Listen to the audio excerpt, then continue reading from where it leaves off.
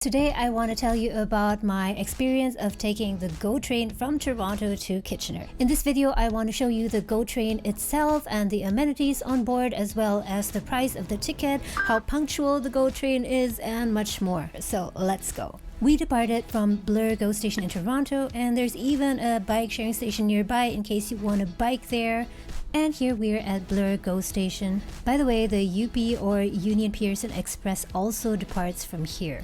This station is pretty nice. And over here you can see the map that shows the GO network. It also shows the UP Express line that goes to the airport. That's the line in gray. So we're taking the train at 12:44, and unfortunately there are not that many options, but I'll get to that later. So if you've never taken the GO train before, first of all, when you get to the station, you have to take a look at this board and check out what platform your train departs from, so don't make the mistake and board a different train. So in this case, for example, the train to Kitchener will depart from track number 2. If you went to track number 1, then you would go to Union Station instead. Talking about ticket, there are various ways that you can pay for your ticket. You can buy your ticket from one of the vending machines at the GO station, or you can buy it from the counter, but unfortunately it seems that that day the counter was closed. And you can also, which is the simplest way, just use your Presto card, the one that you use on the TTC to ride the subway, bus, and streetcars. And it's not this one, guys. This machine is to buy tickets to go to the airport using the UP Express. So this one is the vending machine you want to look out for. Here you can buy your tickets for the GO train. Now, if you're using your Presto card like we did, make sure it's topped up. You can top it up at one of the machines, but what I personally like to do is to use the auto reload function. It basically means that once your balance on your card drops to a certain point, it will automatically reload your card, so you never have to worry about running out of money and not be able to board a bus or a train. And if you want to know how to set up the auto reload function, you can check out this video here. So if your Presto card is loaded, all that you need to do is to tap on one of these machines. So down here there are 2 machines for Presto, but they actually indicate that it's for UP Express. So we were discussing it and we thought that we won't be able to tap on this machine, but that we needed to look for the machines that were dedicated for the GO train. But in any case, if anyone watching this knows more about this, please do let me know in the comments below. So up we go. There seem to only be 2 platforms here. So at first I must say that looking at the platforms, it was kind of confusing because the platforms are actually shared by GO train as well as UP Express. So you really have to pay attention where you board and don't board the wrong train. But I'll show that to you in a bit. Here again it says UP Express, so we didn't tap on this one. Here's a signage that says GO, and you see that there's another signage pointing into the opposite direction which says UP Express. So we kept on going to the GO train area, and we finally arrived at one of these machines. So these machines in green, these are definitely for boarding the GO train. So another reminder here, if you take the GO Transit, it's pretty simple. You need to tap on before you go on the train, and after you leave the train, if that's your final destination, then you need to tap off there so that the system can accurately calculate how much you need to pay. But what happens in case you do forget to tap off? It's not a complete disaster, but in that case, you'll likely be charged the highest fee. So the GO system will just assume that you got off at the last station, so you will pay the highest fare, and you really don't want to do that. So always make sure to tap off. But anyway, because we're just departing here, what we're gonna do is to tap on here. Tap on, it beeps, and it tells me that initially I'm paying $3.70 and my balance is $47. But by the way, $3.70 is not the actual fare, it's just what is initially temporarily deducted. Later on when I tap off, it will calculate the actual fare. And later on, I'll also tell you how much our trip to Kitchener cost. So we've tapped on and now we're looking at the platform. So over here you can see there's a signage saying UP Express. So UP Express will be stopping over there and departing from there. So we would need to wait on this side, right next to it. And there it is. There you can see the train approaching, and no, it's not the GO train, it's the UP Express.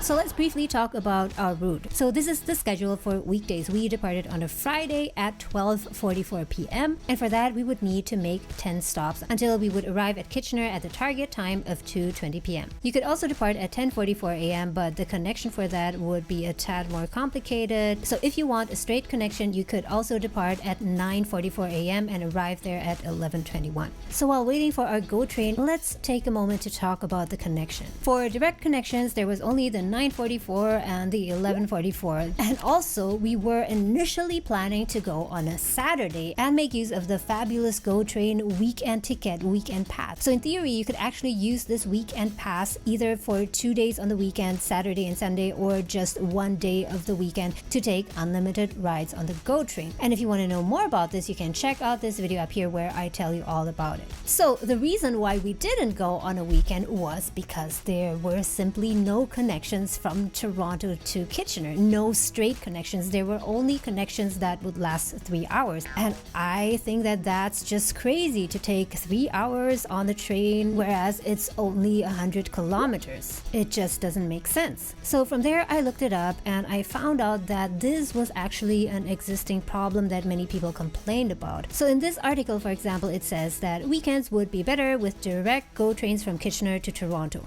I totally agree, and vice versa, right? With gas prices at record highs and off-peak transit rebounding faster than rush hour journeys, it makes no sense that the Kitchener GO line shuts down on weekends, writes the author.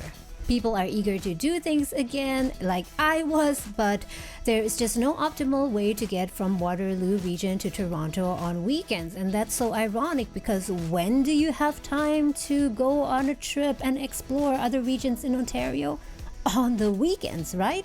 And what's even more ironic is that you have this weekend pass, which is supposed to be a very good deal at $10 or $15 for the whole weekend, but you just cannot really make use of it. If you want to go to Kitchener, you can't use this weekend pass because there's just no connection.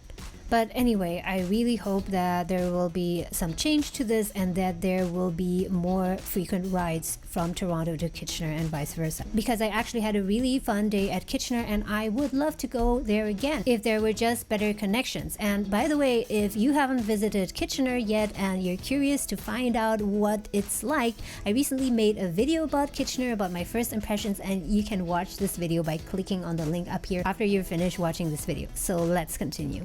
Patiently waiting for the GO train to arrive, and there it is. So if you pay attention, there are cars that have special markings. It's marked with a picture of a bicycle, and there you can actually bring your bicycle on board. So that's something I really like. So let's hop on. So this is the lower level, and usually I don't sit on the lower level unless it's a very short trip. I tend to go upstairs. I like it upstairs because it's more quiet and you also get a better view. And I must really say that when I first took the GO train to Niagara, I was really positively surprised about the interior. I actually found the interior to be really clean, neat, and quite comfortable. Maybe not that comfortable to sleep overnight, but for a 3 to 4 hour trip, it's really decent. So what else can you do on board? On board, you can access Wi-Fi. There's Wi-Fi on the train, and you can also use Audible for free. So if you scan this barcode over here, you can find it at the ends of the train. There's actually a promotion where you can unlock a $0 subscription, I think 1 month subscription to Audible, after which you will have to pay. So here we go. Finally, we're on our way. I forgot to look at the time, but if I'm not mistaken, the train departed almost on time. Maybe not on the dot, but somewhere around there. But whether or not the train will be punctual, that's another story. You'll see in a bit. So how about charging your phone or laptop on the train? So the good news is that there are power outlets. But the thing is that not all of the seats have power outlets. So you actually have to walk through the train and really take a close look at which seats have these outlets and not. So the seats that have these outlets tend to be at the ends of the cars. And we definitely needed one, especially with all the footage that I was taking on my phone. So no, there is no overhead compartment to store your stuff, but believe me, there's plenty of space and there are usually not too many people, so you can just put your luggage in front of your seat. Here we're at our first stop, which is Weston. It was really a beautiful day and the sky was so clear, so it was a really pleasant ride. And the scenery was really beautiful. Here we're at Etobicoke North.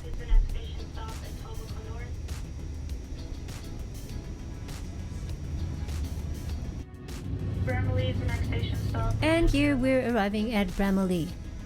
I just knew that you're supposed to pronounce it Bramalea because I was saying it wrong the whole time. I was used to saying it Bramalea. I thought it was Bramalea, so it's Bramalea apparently. So far it was really a smooth ride, and now we're here at Mount Pleasant. And here we're almost at Georgetown. Look at the small river, it's really beautiful, it's so idyllic.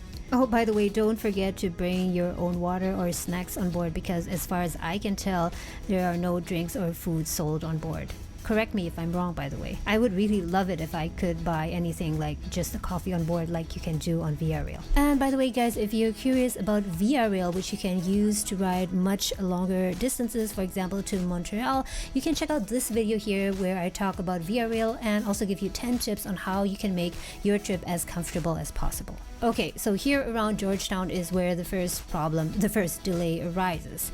So because of these freight trains which are passing, and as you can see there's an endless number of these, it never ends, we were experiencing a delay.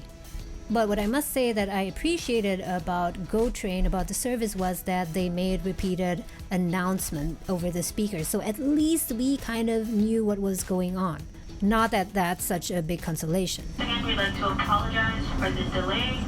This trip does qualify for a service guarantee. Meaning that if there's a delay up to a certain number of minutes, then you can get compensated for that. And I must say I just totally forgot about that, but in case I do that, I will make another video and tell you about how it went and what steps you need to take. And in the meantime, let me just show you the washroom, because that is always one of the top questions that you will ask when you get on any kind of train or airplane. Like, is there a washroom or restroom, and how does it look like, right? So this is the washroom, and so far my experience on the GO train with the washroom was very positive. It was usually very well maintained and also clean, something that's not always the case in these kinds of places, right? And finally, we're departing after a delay of I think around 15 minutes or so. And guys, this is something that I found very weird. So the next station would be Acton Station. And they said that if you were to get off at Acton, you would not be able to get off the train at certain coaches or cars. And they even made an announcement on this. A reminder due to platform restrictions, the following coaches will not be opening at Acton Station. Coach 4215, Coach 2224, Coach 2418, and Coach 2754. And here we are at Guelph, and I've never been to Guelph. I mean, we just passed by it. But from what I can see from the window, this seems to be a really, really beautiful city. And I think that next time I definitely want to visit Guelph. In case any of you watching right now are living in Guelph, please do give me some tips on what I should not miss, what I should see when I go there, places to eat, and so on. I really appreciate that. So Kitchener is not far from here, and look at this view. I think these are rolls of hay, if I'm not mistaken. Okay, so we're almost there. An announcement has just been made, and because the GO train really just stops very, very briefly at each station, I don't think that it's even 1 minute. We rush down so we won't miss the stop. So here we are, finally we arrived at Kitchener. First impression getting off the train, the platform is super, super small. It was quite crowded at the station at Kitchener, and oh, don't forget, very important, to tap off once you arrive. So here we're tapping off at this station here, and you can see that it charged me another $12.62. And that means that in total I was being charged around $16 using my Presto card. So guys, fast forward, this is in the evening at 8:45. We're catching the last train back to Toronto. And again, we're tapping on here, charge $3.70 again. Getting on the train. We're also on the upper level. So bye bye Kitchener, it was a really great day, and overall it was also a pleasant experience on the GO train. I recently made a video about my first impressions visiting Kitchener for the first time, and if you're curious to know what Kitchener is like, you can check out this video over here. Thank you so much for watching guys, and I'll see you again next time.